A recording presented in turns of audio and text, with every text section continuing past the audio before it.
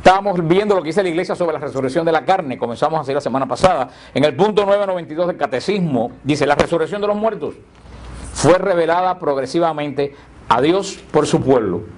La esperanza en la resurrección corporal de los muertos se impuso como una consecuencia intrínseca de la fe en un Dios creador del hombre, todo entero, alma y cuerpo.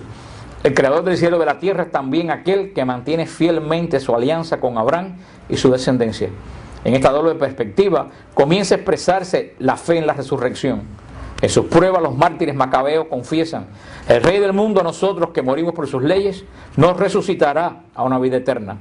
Es preferible morir a mano de los hombres con la esperanza que Dios otorga de ser resucitados de nuevo por Él. Esto es lo que estábamos viendo la semana pasada, que yo les dije a ustedes. Y siempre se lo he dicho tantas veces, se lo sigo diciendo para que no se les olvide.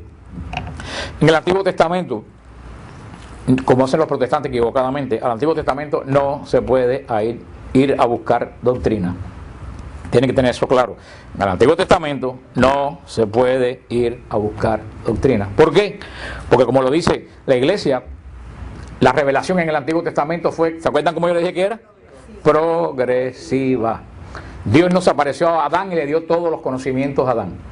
¿Por qué? Porque el hombre no estaba preparado para eso. ¿Se recuerdan por qué le dije que el hombre no estaba preparado para tener toda la revelación? ¿Se acuerdan por qué? No tenía el Espíritu Santo. El Espíritu Santo lo perdió el hombre con el primer pecado. Si teniendo nosotros el Espíritu Santo nos cuesta trabajo entender las cosas de Dios, imagínate tú sin el Espíritu Santo. Por eso Dios nos dio toda la revelación. La revelación en la Biblia va de libro en libro, va creciendo un poco, hay más revelación. El otro libro hay más revelación, más revelación. Le puse como ejemplo la profecía de Génesis 3:15: enemistad entre ti y la mujer, punto. Sabían que había enemistad entre la serpiente, la mujer, entre la simiente de la mujer y la simiente de la serpiente. No se sabía nada más. Ya Isaías dice un poquito más: es aquí que la virgen concibe y pare. Ya se sabe que esa mujer va a ser virgen. Después va a decir el profeta Miqueas: tú, Belén de Éfrata, no eres la más pequeña de mis ciudades, porque de ti nacerá el que va a regir al mundo. Ya sabemos que va a nacer el Mesías en Belén. El Señor va revelando poco a poco su doctrina hasta que llega la revelación total, que es Cristo, y hasta que llega la revelación final, que es el Espíritu Santo. Porque sin el Espíritu Santo tampoco se entiende a Cristo. Tanta gente en la Iglesia Católica que están perdidos allá no porque no tienen la efusión del Espíritu Santo. Por eso andan buscando ¿cómo se llama? Los dinosaurios en el Génesis, y con quién se casó Caín y todas esas cosas que me ponen a mí frenético. ¿Por qué le falta? Y hoy en día, si le falta el Espíritu Santo y no entienden nada, imagínate hace 3000 años cuando no había ocurrido la redención. Acuérdense lo que le expliqué: en aquel momento la fe era intelectual, mental, lo que ellos podían profesar, y las cosas de Dios no se pueden entender sino con la ayuda de lo alto. Como dice Corintios, que el único que escudriña las entrañas, esa frase es fuerte, que el único que escudriña las entrañas de Dios es el Espíritu Santo. O sea, el Espíritu Santo escudriña las entrañas. Cuando dice las entrañas quiere decir lo más profundo de Dios, y después viene y te unge a ti. O sea que lo que encuentra allí te lo da a ti. Con esa ayuda el Señor va revelando hasta que llega hasta el día de Pentecostés. Por eso al principio el concepto de la eternidad no está en la Biblia. Y por eso cuando los protestantes buscan versículos, y algunas sectas protestantes que no creen en la vida eterna, muchos creen en la vida eterna, pero hay unas nuevas que como ya no tienen nada que quitar, resulta que quitaron la vida eterna. Entonces dice que la gente se duerme, que la gente se duerme, que para mí es una estupidez, porque yo digo, ven acá, como dice Pedro, que Cristo fue a predicarle, a los 3 días que estuvo en el sepulcro, fue a predicarle a los espíritus de los encarcelados que murieron cuando Noé. Entonces, si se durmieron, ¿a quién le fue a predicar Cristo? A una pila de gente dormida con una almohada, y Cristo predicando. En el evangelio de Lázaro y el rico Pulón, que están muertos los dos, ¿qué están haciendo? Hablando, no están dormidos. En la transfiguración, Elías y Moisés están, como le dije, Dios no es Dios de muertos. ¿Por qué los protestantes, esas últimas ramas del protestantismo, saca eso? Porque están leyendo los que se duermen en el Seol, son como polvo, donde todavía están viendo un libro donde no hay la revelación completa. ¿Para qué se puede estudiar el Antiguo Testamento? Por supuesto que hay que estudiar el Antiguo Testamento, pero el Antiguo Testamento se estudia para poder entender el Nuevo, no para sacar doctrina. Cristo es la totalidad de la doctrina, y el Espíritu Santo su revelación. Por eso este concepto se lo explico, porque muchos protestantes sacan versículos para decir que no hay vida eterna del Antiguo Testamento. Sacan sacan por eso para cuando vengan, sobre todo los adventistas y algunos tipos de los últimos pentecostalistas que han aparecido. Y la iglesia lo dice, la esperanza de la resurrección corporal de los muertos se impuso como consecuencia de la fe en un Dios creador del hombre todo entero. Dice la iglesia, Dios no crea al hombre en parte, Dios crea al hombre, pero somos alma y cuerpo. Entonces, de esa concepción de que Dios crea un hombre integral, que es alma y cuerpo, sale el concepto de que no puede haber, porque el alma se muere, el alma no se muere. Y a la vez que Dios pone el espíritu no se destruye, el espíritu es inmortal, luego entonces se destruye el cuerpo, pero el espíritu no se puede destruir porque es imagen y semejanza de Dios. Los protestantes lo que hacen es que le dan NyQuil para que duerma una buena temporada de 2000 años, y entonces yo me pregunto, eso no tiene sentido. Yo me pregunto, Cristo dijo, yo vengo a traer vida. ¿Y vida en qué? En abundancia. Entonces la vida en abundancia es que vives 40 años, 70 años, después te queda 2000 o 3000 años. ¿Eso es vida en abundancia? No. Esa es la revelación. Eso lo tenemos que tener en cuenta porque a veces que nos tocan la puerta y nosotros nos quedamos. Ah, mira, ¿verdad que aquí dice que los muertos se duermen? Es consecuencia. Y hermano, es que tiene lógica. Yo siempre tenía lógica. Mire, yo me compré hace como 10 años una alfombra de limpieza de los pies en Home Depot. ¿Qué?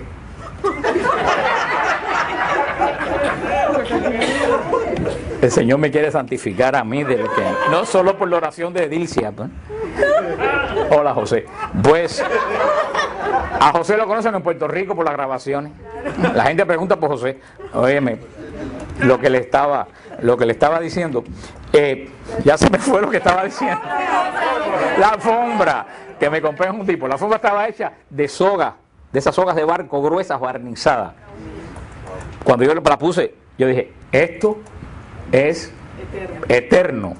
Llevo 10 años limpiándome los pies y no sé. Yo, de verdad, a veces, esas son las cosas que hacen reflexionar. Eso es lo que dice San Pablo, que es vivir orando siempre. Cuando estoy orando siempre, cualquier cosa te hace reflexionar algo de Dios. Y yo dije, si esta alfombra, si la cuidan, puede durar 500 años, y es una alfombra para limpiarme los pies, ¿cómo yo, que soy cuando digo yo, que soy la perfección de Dios, me voy a durar 70 años? Es que eso tiene lógica. Eso no tiene lógica. La estatua de la Virgen de la Caridad, allá en Oriente, tiene 400 años. Una estatua de madera. Y ahora yo voy a vivir 60 años y se acabó. No tiene, cuando ustedes ponen a ver, eso no tiene lógica ninguna. Una cosa tan perfecta como el hombre, solamente está hecho para 70 años, cuando una piedra puede durar millones. Y eso fue lo que llevó en la revelación progresiva de Dios a ir revelándose como el Dios que no solo da vida, sino que da vida eterna, porque somos cuerpo, pero también somos espíritu. Y ya en los macabeos, que ya los macabeos están bien pegados a la venida de Cristo, unos 100 y tantos años a la venida de Cristo, ya los macabeos creían en la resurrección de los muertos, que es cuando dicen esas palabras hermosas que se dicen en las misas de los difuntos: creo que mi Salvador vive, que un día me sacará de la tierra y con mis ojos verá a Dios mi Salvador. Sigue diciendo el 9:33, los fariseos y muchos contemporáneos del Señor esperaban la resurrección. Jesús la enseña firmemente. A los saduceos que la niegan responde: ustedes no conocen ni la Escritura ni el poder de Dios. Ustedes están en un error. La fe en la resurrección descansa en la fe en Dios, que no es un Dios de muertos, sino de vivos. Fíjate que hay que hacer también una disección. La resurrección de la carne no tiene que ver con la vida después de la muerte. Son dos cosas diferentes. Eso fue un paréntesis que hice. Nosotros, la iglesia cree, porque es increíble. Yo no sé qué ha sucedido con la catequesis después del Concilio Vaticano. Yo no sé qué ha sucedido, pero yo me asombro la cantidad de gente ignorante que hay en la iglesia. Cuando yo tomé la comunión, ahí me hicieron aprender, porque yo soy del siglo pasado. Como le dije, soy de la época del patriarca Enoc. Casi todos son jóvenes, por eso ustedes no se pueden acordar de eso.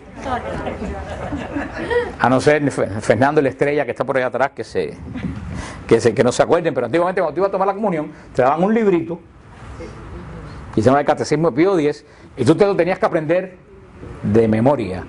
Entonces, el día antes de la comunión, venía una vieja temible, y se paraba delante de ti, cogía el libro, y decía: arriba, ¿quién te ha creado? Y tú tenías que recitar el libro de memoria. Pero ¿tú sabes qué? A mí jamás se me ha olvidado. La primera pregunta era: ¿quién te ha creado? Y la respuesta era: a mí me ha creado Dios. Y la segunda, ¿para qué te ha creado Dios? Para amarlo y servirlo en esta tierra y gozarlo eternamente en el cielo. Ahora yo veo que salen los muchachos de la primera comunión y llegan adultos y te hacen unas preguntas básicas. A mí en los trabajos que hago en EWTN, tú no sabes la cantidad de personas que me preguntan, bueno, y después que uno se muere, ¿qué es lo que pasa? Digo, pero es que eso es de fe básica, eso no es de teología. Todo el mundo sabe que cuando la persona se muere, el cuerpo se pudre y el espíritu, que no se puede destruir porque es de Dios, regresa a Dios, a la unión con Dios, a lo que llamamos el reino de los cielos.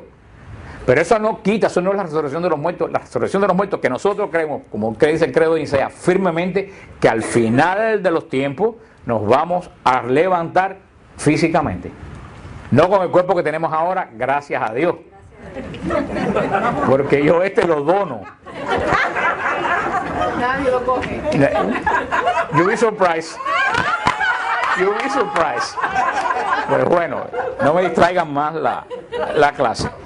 Pero nosotros creemos que esto es un tema muy serio. Nosotros creemos que vamos a levantarnos, no sabemos cómo, pero sabemos que vamos a levantarnos con un cuerpo físico porque Cristo se levantó con un cuerpo físico. Y Cristo es primicia de los resucitados. Primicia quiere decir que es el primero de los resucitados. Cristo se levantó con cuerpo físico porque le dijo a los apóstoles, dejen de comer pescado para que ustedes vean que yo no soy un fantasma.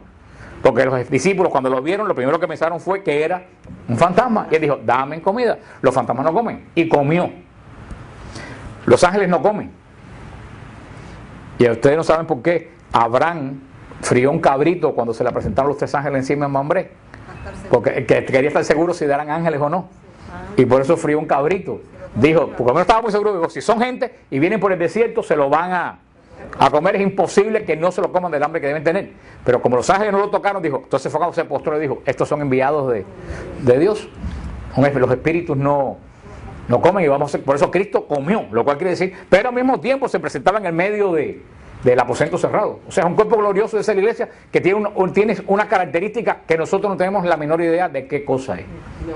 Pero lo sabremos en el último día. Eso es lo que la iglesia se refiere con la resurrección de los muertos. Eso. Ahora, yo hice la salvedad de la vida eterna porque hay personas que ponen entre la muerte de uno y la resurrección un periodo de dormición, lo cual no es doctrina de Cristo, ni es doctrina de los cristianos desde el primer siglo, y lo dice San Pablo. Estoy confundido, por un lado me quiero morir para ir con Cristo y por otro lado me quiero quedar a seguir trabajando por ustedes. ¿Qué querría San Pablo? ¿Irse a dormir? No. Quería ir a gozar de Cristo. Eso no es doctrina, nunca ha sido doctrina cristiana. Eso es lo que la esperanza de la resurrección es lo que nos mantiene alejados de las doctrinas paganas. Porque la doctrina de la resurrección niega totalmente la reencarnación. La reencarnación es la negación de la resurrección. No hay nada más terrible en este momento que la reencarnación. La reencarnación, ¿tú sabes lo único que hace la reencarnación? Dejar al hombre solo frente a su destino. La reencarnación te dice, tú eres tu propio redentor, arréglatela como puedas. Hiciste algo malo, vuelve 300 veces otra vez a pagar. O sea, tú mismo te redimes a tú mismo. Entonces, ¿tú sabes lo que niega eso? La cruz de Cristo. La reencarnación, por eso es tan popular, niega totalmente la cruz de Cristo. Porque si Cristo murió en la cruz, es porque cargó mis pecados y yo no tengo que pagar nada por nada. Él ya pagó. Sin embargo, en la reencarnación tú sigues pagando. Por eso, acuérdense, no se puede ser cristiano creer en la reencarnación. La reencarnación es la negación total del dogma central de la fe, que es la resurrección. Por eso, o crees en la reencarnación o crees en la resurrección. Yo, gracias a Dios, creo en la resurrección. Yo no podía estar tranquilo sentado en la carreta pensando que me estoy comiendo la pata de una abuela mía que se reencarnó en chiva y yo me la comí. Yo no pudiera vivir. Sí, porque lo que tienen que saber cuál es el concepto de la reencarnación, porque como todas las cosas en Estados Unidos, hasta la reencarnación la ponen estilo Hollywood. Aquí todo el mundo era una princesa egipcia y después fue María Antonieta y ahora reencarnó y después fue... No, la reencarnación, que es la doctrina original de hindú, dicen que una persona, si hace algo bueno, sube, pero si hace algo malo, baja. Puedes reencarnar como un animal, como una hormiga. Por eso que ellos no matan hormigas ni matan nada. Los monjes budistas recogen gusanitos y todo, porque puede ser un pariente. No estoy haciendo un chiste. Eso no es un chiste, esa es la doctrina de la reencarnación. Lo que pasa es que aquí no te lo dicen así. Todo es la vida anterior, fuiste, yo no sé, la Josefina Bonaparte, qué sé yo. Qué sé yo. La reencarnación es terrible, porque si tú hiciste un fallo, vas para atrás y te cuesta miles de años volver otra vez al punto donde tú estabas. Y cuando llegas al final, la doctrina budista, cuando llegas al final, ¿tú sabes lo que sucede? Te conviertes en nada. En nirvana. Ese es el nirvana, que te vuelves nada. Nosotros no nos volvemos nada, nosotros nos volvemos Cristo. Nos unimos en Cristo, a la realidad que dice San Pablo: ni ojo vio, ni oído oyó lo que tiene Dios reservado para nosotros. Y eso es lo que la gente no entiende. Pero mientras llega la resurrección, nuestra muerte, este es el paso. Y antiguamente inclusive se cantaba, había un canto tenebroso que se cantaba que decía: mira que te mira Dios, mira que te está mirando. Y después de que se llamaban los novísimos, que los novísimos es muerte, juicio, infierno y gloria. Esos son los novísimos. Se los repito, que es juicio, muerte, juicio, infierno y gloria. ¿Qué dice? ¿Cuál es la doctrina de la iglesia a grandes rasgos? Dejad cómo se lo digo para que ustedes me entiendan. Tú naces. Cuando naces, tus padres te bautizan. Cuando tus padres te bautizan, te meten adentro del pacto que hizo Cristo con Dios. Tú eres heredero del pacto de Cristo con Dios. Y la promesa del pacto es la vida eterna. Cuando tú empiezas a vivir ese pacto, que llega adulto, confirmas como adulto tu fe, la fe que tus padres prometieron enseñarte, la fe del bautismo, ya tú como adulto la confirmas en el sacramento de la confirmación y te ungen, te sellan para Cristo con el óleo consagrado. A partir de ahí tú comienzas tu vida cristiana. Tú tienes dos caminos: el camino ancho o el camino estrecho. Tú eres quien escoge, no hay destino. El destino te lo haces tú.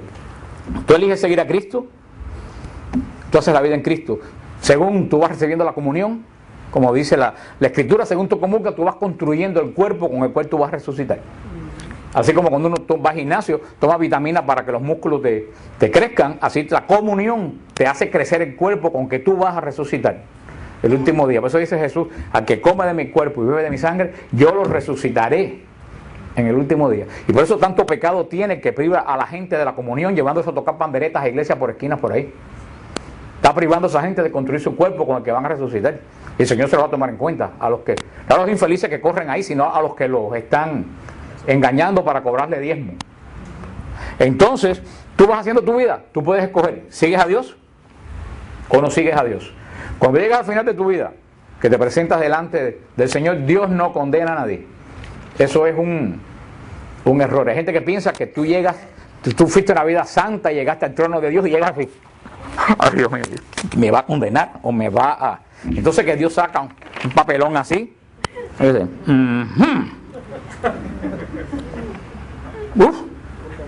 dice, condenado. Entonces tú te agarras de una columna del cielo y dices: no me lleven, no me lleven, no me lleven. Y los demonios vienen y te llevan. Yo lo estoy diciendo en forma un poco folclórica, pero eso es lo que mucha gente piensa. Esa no es la redención. Si Dios es misericordioso, eso fuera, Dios no fuera misericordioso. Dios no condena a nadie. Tú te condenas. Cuando tú llegas delante de Dios, ¿qué es lo que hace Dios? Dios sella el camino que tú escogiste. Nada más que eso. ¿Escogiste el camino de Cristo?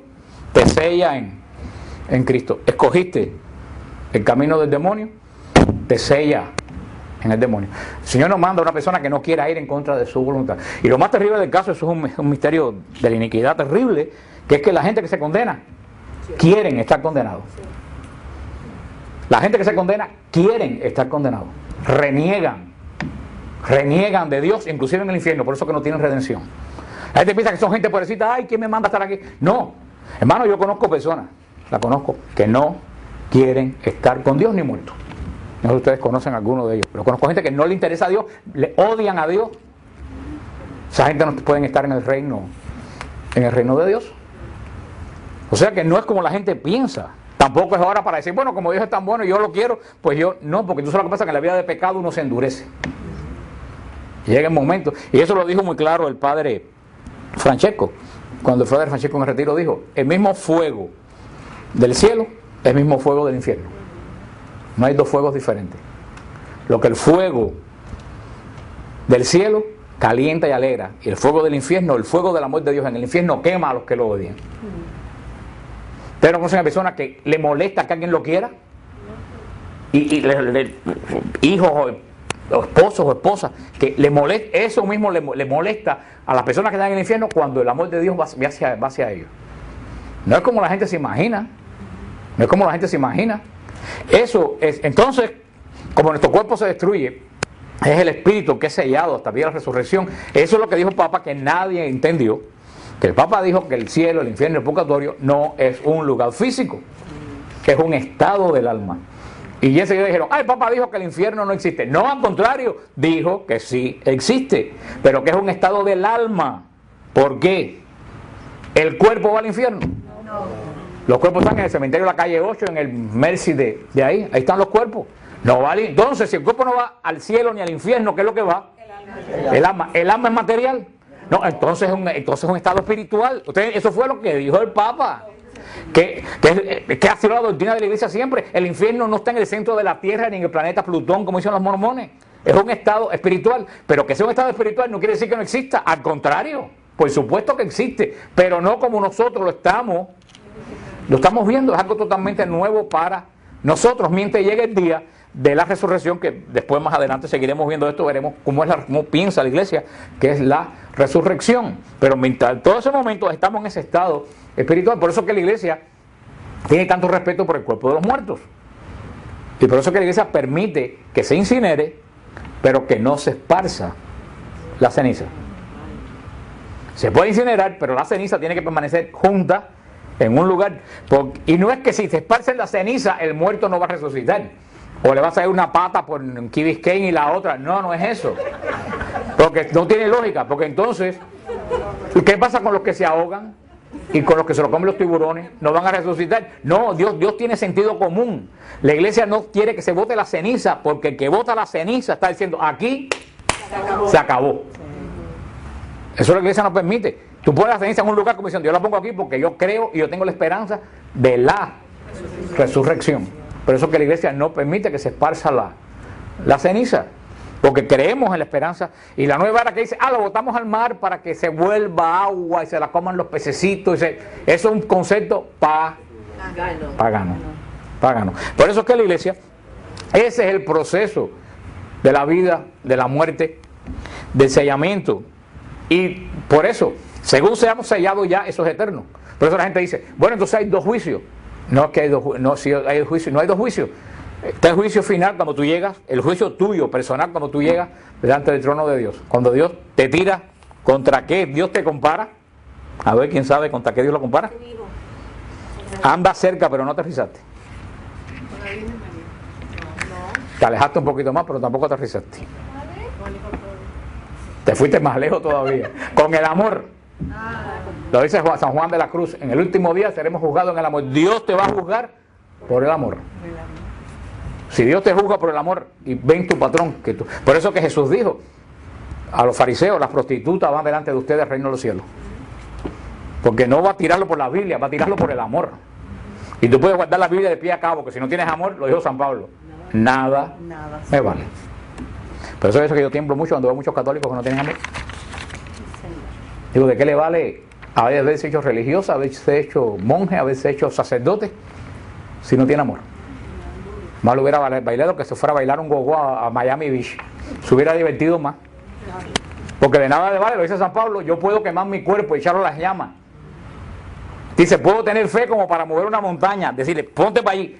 Si yo no tengo amor, de nada me vale. El último día Dios te va a tirar contra el amor. Y de ahí, si tú eres amor, Él dice, tú eres familia mía, entra. Si tú no eres amor, dice, tú no tienes absolutamente nada aquí, no cabes aquí. Hay muchos símiles del cielo, pero uno de los más a mí que me gusta, que yo se lo he hecho varias veces, pero hay gente nueva hoy, es este que dice que en el cielo todo el mundo está enyesado, con yeso puesto, eso que le ponen cuando uno choca, y tiene los brazos todo el mundo enyesados así. y es un banquete lleno de comida riquísima y vino y todo el mundo tiene las manos enyesadas.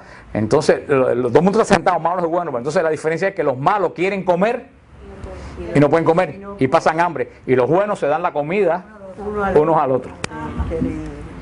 Y esa es la gran diferencia, el amor. El amor, como dice Sor María de Jesús crucificado y se lo digo porque ese pensamiento de esa santa, nada más que por ese pensamiento lo hubiera canonizado yo. Dice: en el cielo hay toda clase de vicios menos la soberbia, y en el infierno hay toda clase de virtudes menos la humildad. Ningún humilde va al infierno y ningún soberbio va al cielo, aunque todos los demás 9 mandamientos los tenga bien. Es lo que yo pensaba hoy, que me escribió una gente de Centroamérica que le contestaba, porque estos pobres protestantes, ellos siempre dicen lo mismo, ellos nunca tienen nada nuevo. Entonces por allá le hicieron la misma preguntita que me hicieron a mí hace 20 años cuando yo empecé en el caminar porque todos hacen la misma pregunta. Le preguntaron: si tú llegas ahora mismo delante de Jesucristo, ¿qué tú le dirías? ¿Nunca le han hecho esa pregunta? Eso se la van a hacer cuando se mete un protestante. Si tú te mueres ahora mismo y te vas, ¿qué tú le dices a Jesús? ¿Tú sabes para qué te lo hacen? Para ponerte en ridículo. Diga lo que tú digas, te van a negar, porque yo se la pruebo una vez. Yo contesté una cosa una vez, me la negaron. Y la respuesta que me dieron, se la dije a otro cuando me hizo la pregunta y me la negó también. Porque es que te la niegan, para hacerte decir: tú no sabes nada, la iglesia no te enseñó nada, yo te voy a enseñar. Y le hicieron la pregunta y lo bochornaron delante de todo el mundo. Y yo le dije: no, mira, tú sabes lo que tú tienes que decir. Tú nada más que tienes que decir, cuando te digan, ¿qué tú le dirías delante de...? Porque se la hizo primero la gente que venían con él. Y todos dijeron: aleluya, vamos a gozar del Señor. Y de los católicos, ustedes, y todo el mundo se quedó. Entonces tú le dices esta parábola. Había un hombre orando en el templo adelante que decía: gracias, Señor, te alabo y te bendigo porque yo soy santo y no soy como ese que está allá atrás. Yo pago el diezmo, yo te sirvo, yo te alabo, yo voy al templo, yo no soy como ese que está allá atrás. Gracias. Y dice que de atrás decía: Señor, ten misericordia de mí que soy pecado. Dice: el último se justificó y el primero se condenó. Le digo: tú eres el que estaba adelante, yo soy el que estoy atrás. El día que cuenta el Señor le digo: hijo de David, ten. Y lo dijo Jesús: ese se justificó. Cuando le vengan esa preguntita, porque esa preguntita la hacen hasta en chino, en todos los idiomas. Eso es un truco que les enseñan a ellos para iba a decir embarazar, estoy yo como, ¿para qué? Para poner el ridículo. ¿Ustedes no se acuerdan en qué pasa USA? ¿Ustedes se acuerdan qué pasa USA? Que la muchachita llega y le dice a la abuela: estoy totalmente embarazada. Y la vieja empezó a dar gritos. Yo le voy a decir embarazada, que estaba. Y la vieja empezó a dar gritos cuando dijo: estoy totalmente embarazada. Y ahora casi me pasa lo mismo. Eso es lo que nosotros creemos. Dice la iglesia en el punto 995: ser testigo de Cristo, ser testigo de su resurrección, haber comido y bebido con Él después de su resurrección de entre los muertos. La esperanza cristiana de la resurrección está totalmente marcada por los encuentros con Cristo resucitado. Nosotros resucitaremos como Él, con Él y por Él. Lo que dijimos la semana pasada, a mí esa frase no se me ha olvidado. Que los apóstoles, cuando los hechos los apóstoles dijeron: nosotros sabemos que ha resucitado porque hemos comido con Él. Y no creo que si alguien puede decir eso, no, somos nosotros. Porque todos los domingos yo como con Él. Yo puedo decir, yo puedo dar testimonio que Cristo está vivo porque todos los domingos yo como con Él. Damos testimonio de que Cristo está vivo porque hemos comido con Él. Si alguien tiene derecho a decir eso, somos los católicos. Dice el punto 986: desde el principio de la fe cristiana y la resurrección he encontrado incomprensiones y oposiciones. En ningún punto la fe cristiana encuentra más contradicción que en la resurrección de la carne. Lo dijo San Agustín en el siglo IV. Eso es lo que siempre los paganos y todo el mundo ha criticado. Por eso son misterios de Dios. Los misterios de Dios nosotros no podemos entenderlos. Ahora, eso le digo una cosa, y yo siempre lo he pensado: debe ser tristísimo pensar que tú pasas 40 años trabajando, 30 años yendo de médico en médico y atormentando a toda la familia con tus dolores, y después te mueres y se acabó. Yo me imagino que esa gente, cuando están llegando a viejos, se deben volver locos ante la muerte de un hijo. Pensar: lo metí en el hueco, se acabó. Eso, óyeme, yo creo que no hay nada más digno de lástima que un ateo. no tiene ninguna esperanza. Se le murió la esperanza. Nosotros por lo menos nos queda la esperanza. A mí nunca se me olvida también, ya le he hecho ese cuento 1.000.000 de veces, pero como se lo voy a hacer porque me da la gana, lo tienen que oír. De esta señora, cuando yo iba a la iglesia de San Gil, que el hijo tenía 14 años, estaba metido en droga desde los 11 años. Y ella, esa pobre mujer, trató. ¿Qué no trató? Cuando eso no existía todavía Nueva Vida, ni Nuevo Caminar, no existían todavía en esa época. Y finalmente me llamaron un día y me dijeron, el hijo de fulana se murió de una sobredosis. Iba a cumplir 15 años. Entonces, imagínate tú, eso fue un sábado. Yo dije, ¿ustedes saben? No, todavía no se sabe cuándo va a ser el funeral. Yo dije, bueno, cuando salga el domingo la llamo. Cuando llego el domingo me la encuentro a ella sentada en la iglesia, de lo más arregladita. Le digo, oye, fulana, yo dije, como yo soy tan despistado, yo dije, ya maté al que no era. Y yo le dije, muchacha, qué susto pasé. Yo me confundí, alguien me dijo que sí, mi hijo falleció anoche. Le digo, ¿cómo tú estás tan tranquila? Dice, porque anoche por primera vez en mi vida yo puedo dormir tranquila sabiendo dónde él estaba. Porque dice, tuvo tiempo de recibir los sacramentos, se arrepintió, le dieron la unción. Dice, yo estuve 3 años sufriendo, no solo por él, sino por los jóvenes que podía corromper. ¿Cómo se llama eso? Fe. Eso fue una pila de años, nunca se me ha olvidado. Dice la iglesia en el punto 997, ¿qué es resucitar? En la muerte, separación del alma y el cuerpo. El cuerpo del hombre cae en corrupción, mientras que su alma va al encuentro con Dios, en esperanza de reunirse con su cuerpo glorificado. Dios en su omnipotencia dará definitivamente a nuestros cuerpos la vida incorruptible, uniéndonos nuestras almas por la virtud de la resurrección de Jesús. Ese punto 998. ¿Quién resucitará? Todos los hombres que han muerto. Los que hayan hecho el bien resucitarán para la vida, y los que hayan hecho el mal para la condenación. ¿Cómo? Cristo resucitó por su propio cuerpo. Mirad mis manos y mis pies, soy yo mismo.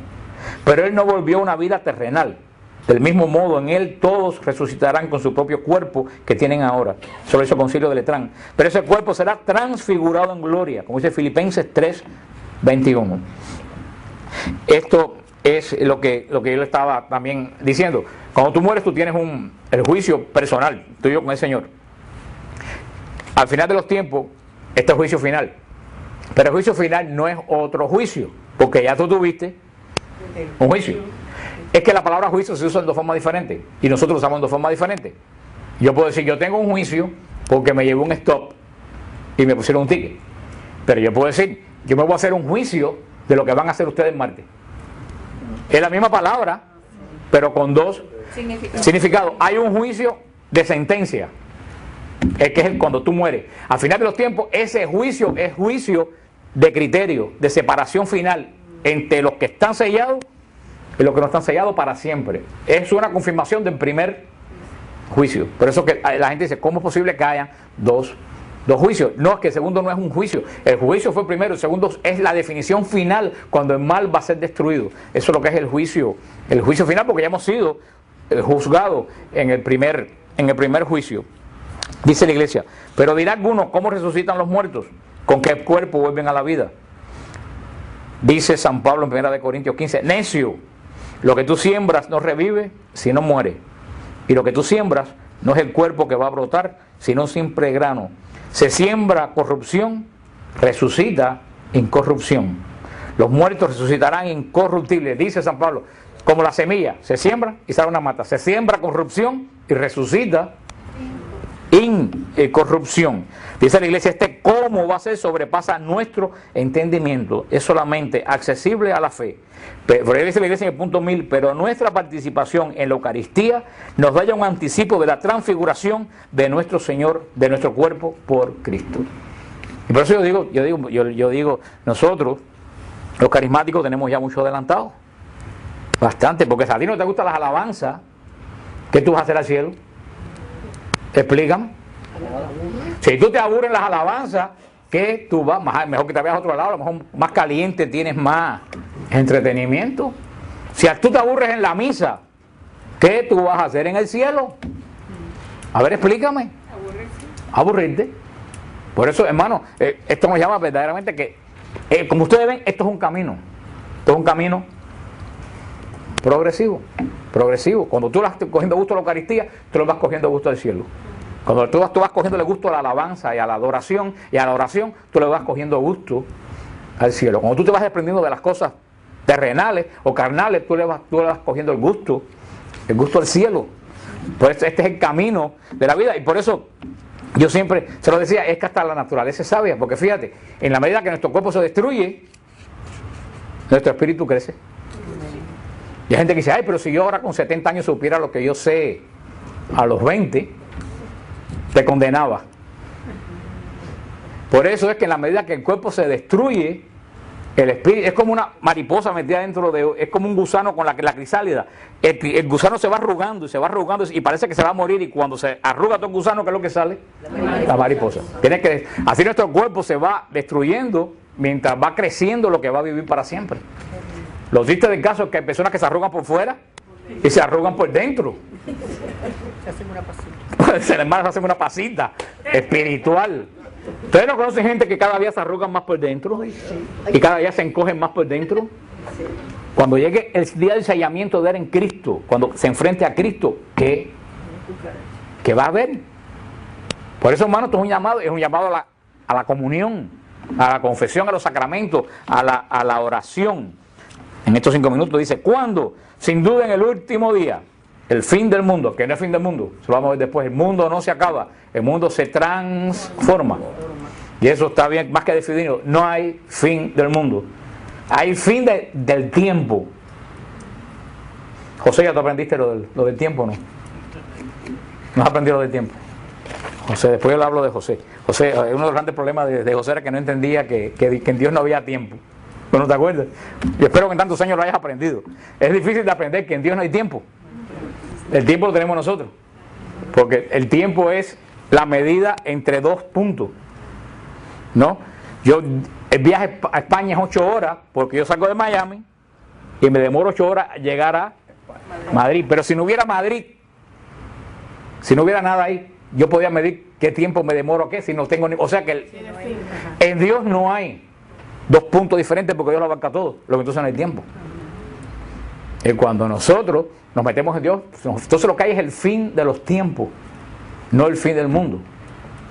Dejamos el Cronos para entrar en el Kairos. Kairos es el tiempo de Dios, Cronos es el tiempo de nosotros. Pero eso que el Kairos y el Cronos no coinciden. Tú empiezas a darte cuenta que tú estás caminando en el Espíritu cuando el Cronos tuyo empieza levemente a ajustarse al Kairos. Ahora hay gente tan desajustada porque el tiempo de él anda por aquí, el tiempo de Dios anda por allá. Por allá. La semana que viene seguimos con esto de la... Estábamos viendo lo que dice la iglesia sobre la resurrección de la carne. Comenzamos así la semana pasada. En el punto 992 del catecismo dice: la resurrección de los muertos fue revelada progresivamente a Dios por su pueblo. La esperanza en la resurrección corporal de los muertos se impuso como una consecuencia intrínseca de la fe en un Dios creador del hombre, todo entero, alma y cuerpo. El creador del cielo y de la tierra es también aquel que mantiene fielmente su alianza con Abraham y su descendencia. En esta doble perspectiva comienza a expresarse la fe en la resurrección. En sus pruebas los mártires macabeos confiesan: el Rey del mundo, a nosotros que morimos por sus leyes, nos resucitará a una vida eterna. Es preferible morir a mano de los hombres con la esperanza que Dios otorga de ser resucitados de nuevo por Él. Esto es lo que estamos viendo la semana pasada, que yo les dije a ustedes, y siempre se lo he dicho tantas veces, se lo sigo diciendo para que no se les olvide. En el Antiguo Testamento, como hacen los protestantes equivocadamente, al Antiguo Testamento no se puede ir a buscar doctrina. Tienen que tener eso claro. En el Antiguo Testamento no se puede ir a buscar doctrina. ¿Por qué? Porque como lo dice la iglesia, por eso este concepto se lo explico, porque muchos protestantes sacan versículos para decir que no hay vida eterna del Antiguo Testamento. Sacan por eso, para cuando vengan, sobre todo los adventistas y algunos tipos de los últimos pentecostalistas que han aparecido. Y la iglesia lo dice: la esperanza de la resurrección corporal de los muertos se impuso como consecuencia de la fe en un Dios creador del hombre todo entero. Dice la iglesia: Dios no crea al hombre en parte, Dios crea al hombre, pero somos alma y cuerpo. Entonces, de esa concepción de que Dios crea un hombre integral, que es alma y cuerpo, sale el concepto de que no puede haber, porque el alma se muere, el alma no se muere, Y a la vez que Dios pone el espíritu no se destruye, el espíritu es inmortal. Luego entonces se destruye el cuerpo, pero el espíritu no se puede destruir porque es imagen y semejanza de Dios. Los protestantes lo que hacen es que le dan NyQuil para que duerma una buena temporada de 2000 años. Y entonces yo me pregunto, eso no tiene sentido. Yo me pregunto, Cristo dijo, yo vengo a traer vida. ¿Y vida en qué? En abundancia. Entonces la vida en abundancia es que vives 40 años, 70 años después. La revelación en el Antiguo Testamento fue, ¿se acuerdan cómo yo le dije que era? Progresiva.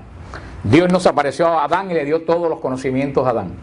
¿Por qué? Porque el hombre no estaba preparado para eso. ¿Se recuerdan por qué le dije que el hombre no estaba preparado para tener toda la revelación? ¿Se acuerdan por qué? No tenía el Espíritu Santo. El Espíritu Santo lo perdió el hombre con el primer pecado.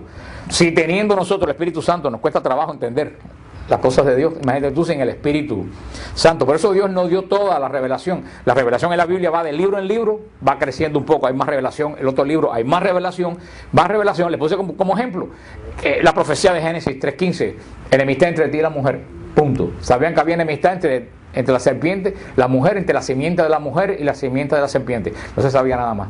Ya Isaías dice un poquito más. Es aquí que la virgen concibe y pare. Ya se sabe que esa mujer va a ser virgen. Después va a decir el profeta Miqueas, tú Belén de Éfrata, no eres la más pequeña de mis ciudades, porque de ti nacerá el que va a regir el mundo. Ya sabemos que va a nacer el Mesías en Belén. El Señor va revelando poco a poco su doctrina hasta que llega la revelación total, que la vida eterna. Muchos creen en la vida eterna, pero hay unas nuevas que como ya no tienen nada que quitar, resulta que quitaron la vida eterna. Entonces dice que la gente se duerme, que la gente se duerme, que para mí es una estupidez, porque yo digo, ven acá, como dice Pedro, que Cristo fue a predicarle, a los 3 días que estuvo en el sepulcro, fue a predicarle a los espíritus de los encarcelados que murieron cuando Noé. Entonces, si se durmieron, ¿a quién le fue a predicar Cristo? A una pila de gente dormida con una almohada de Cristo predicando. En el evangelio de Lázaro y el rico Pulón, que están muertos los dos, ¿qué están haciendo? Hablando, no están dormidos. En la transfiguración, Elías y Moisés están, como le dije, Dios no es Dios de muertos.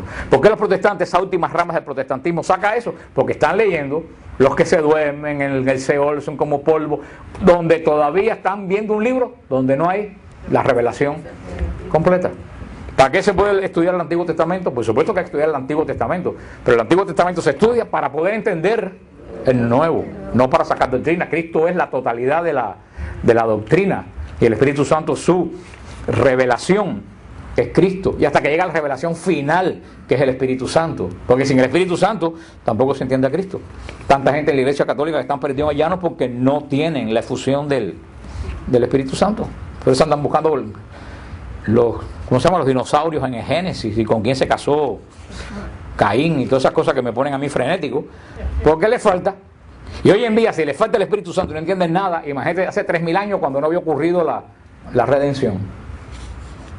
Acuérdense lo que le expliqué, en aquel momento la fe era intelectual, mental, lo que ellos podían profesar, y las cosas de Dios no se pueden entender sino con la ayuda de lo alto, como dice Corintios, que el único que escudriña las entrañas, esa frase es fuerte, que el único que escudriña las entrañas de Dios es el Espíritu Santo. O sea, el Espíritu Santo escudriña las entrañas. Cuando dice las entrañas quiere decir lo más profundo de Dios, y después viene y te unge a ti. O sea que lo que encuentra allí te lo da a ti. Con esa ayuda el Señor va revelando hasta que llega hasta el día de Pentecostés. Por eso al principio el concepto de la eternidad no está en la Biblia, y por eso cuando los protestantes buscan versículos, y algunas sectas protestantes que no creen en la